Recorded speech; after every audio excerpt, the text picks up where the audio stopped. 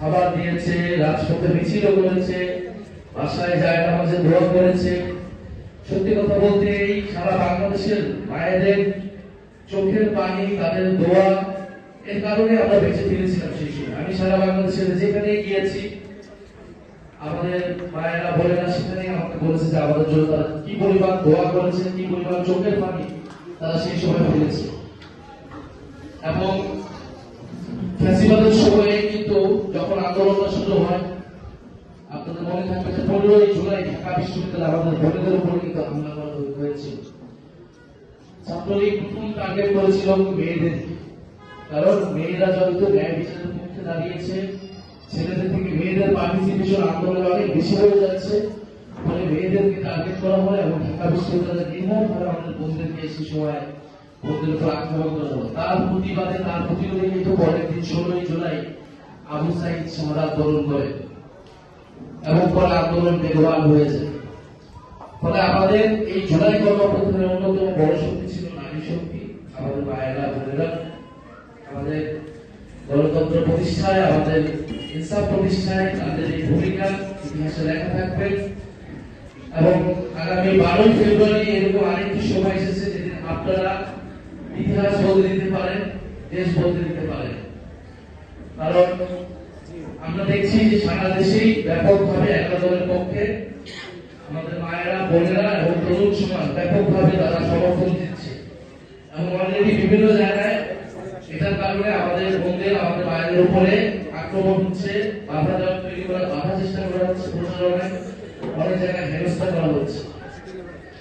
ফলে 12ই ফেব্রুয়ারি আপনাদের প্রতি আহ্বান থাকবে, আপনাদের প্রতি অনুরোধ থাকবে, আপনারা সবাই অবশ্যই ভোট কেন্দ্রে আসবেন, সকাল সকাল ভোট দিতে আসবেন। আপনার সন্তানের জন্য, আপনার সন্তানের ভবিষ্যতের জন্য, ভবিষ্যৎ বাংলাদেশটাকে নিরাপদ করার জন্য এটা আমাদের সকলের দায়িত্ব। যা বাংলাদেশে 1000-এর উপরে মানুষের জীবনের বিনিময়ে আমরা এই জুলাই গণঅভ্যুত্থানকে সফল করে আমরা স্বৈরাচার হটিয়েছি। আমরা চাই না এলাকায় এলাকায় আর সন্ত্রাস, চাঁদাবাজ, দুর্নীতিবাজ এরা রাজনীতিতে ঠাঁই পাক, এরা ড্রিঙ্ক থেরাপি যারা আছে এরা সংসদে যায়, বরং দেশপ্রেমিক যোগ্য সৎ ব্যক্তিরা সংসদে যায়। আমরা এটা চাই। আমরা চাই মানুষ সত্যিকার অর্থে তার ভোট দিয়ে সেই জনপ্রতিনিধিত্ব নিশ্চিত করবে। এটাই প্রকৃত গণতন্ত্র। ভোটের মানেটা এটাই। ভোট যদি কেন্দ্র দখল হয়ে যায়, ভোটে যদি জবরদখল হয়, জুলুম হয়, তাহলে এই ভোটের কোনো মানে হয় না। এবং এই তখন মানুষ বলবে তাকে না বলে দিচ্ছি, তাহলে আমরা এত গণঅভ্যুত্থানের মানেটা হলো। আমরা বলছি না যে আমাকে পছন্দ না হলে আপনি আমাকে ভোট দিবেন না, কিন্তু সাধারণ মানুষ তারা যাতে নির্বিঘ্নে ভোট দিতে পারে সেই পরিবেশটা আমাদেরকে নিশ্চিত করতে হবে। এবং এই পরিস্থিতি, ভোটের চিত্র পাল্টে দিতে পারে বাংলাদেশের মহিলারা। এবং আমি আশাবাদী, আমি বিশ্বাস করি যে বাংলাদেশের মায়েরা বোনেরা এবং তরুণ সমাজ তারা ইনশাআল্লাহ 12ই ফেব্রুয়ারি বাংলাদেশের ভোটের চিত্র পাল্টে দেবে, নতুন ইতিহাস করবে। এবং আমরা আপনাদের প্রতি সেই অভয় দিচ্ছি যে আমরা ভোট কেন্দ্রে থাকবো, যেখানে যেখানে আমাদের মায়েদের উপরে, বোনেদের উপরে, আমাদের যারা প্রচারণা করছে আমাদের পক্ষে, 11 দলের পক্ষে, যেখানে ব্যবস্থা করার চেষ্টা করা হয়েছে আমরা কিন্তু সেটাকে প্রতিহত করেছি, আমরা সেখানে প্রতিবাদ জানিয়েছি এবং আমরা খুব স্পষ্টভাবে বলেছি যে আমরা সবকিছু বরদাস্ত করবো, কিন্তু আমাদের মায়েদের বোনেদের উপরে কোনো আক্রমণ আসলে সেটা আমরা একদিন পরিমাণ বরদাস্ত করবো। সেখানে আমরা একদিন পরিমাণ ছাড় দেবো না। যদি এই ধরনের কোনো ধরনের হুমকি দেওয়ার চেষ্টা করা হয়, সে ধরনের কোনো ধরনের বাধা দেওয়ার চেষ্টা করা হয়। ফলে 12ই ফেব্রুয়ারি আপনারা সকালবেলা ভোট কেন্দ্রে আসবেন এবং আত্মীয় স্বজন সবাইকে, প্রতিবেশী সবাইকে সাথে নিয়ে একত্রে আসবেন।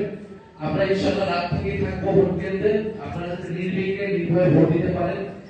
হয়তো সোশ্যাল মিডিয়া রাখা হবে একটা আতঙ্ক তৈরি করার চেষ্টা চলতে পারে, এটা একটা ভয় দেখানোর চেষ্টা করা হয়েছে, কিন্তু আসলে কিছুই হবে না, কিছুই সফল হবে না। কারণ মানুষ, সাধারণ মানুষ সেদিন ভোট দিতে অবশ্যই আসবে। 16 বছর পরের ভোট, সবাই নিজের ভোটটা দিতে আসবে এবং নিজের পছন্দ অনুযায়ী ভোট দিবে। আমরা আশা করি যে 11 দলীয় জোট সেটা ইনশাআল্লাহ সরকার গঠন করবে। ইনশাআল্লাহ আমরা ঢাকা 11 আসন থেকে 7 আসনকে জয়যুক্ত করতে পারবো এবং বাংলাদেশের নারীদের সম্মান, মর্যাদা এবং অধিকার আমরা নিশ্চিত করা আমাদের অন্যতম প্রতিশ্রুতি। আপনারা অলরেডি দেখছেন যে এই নারীদেরকে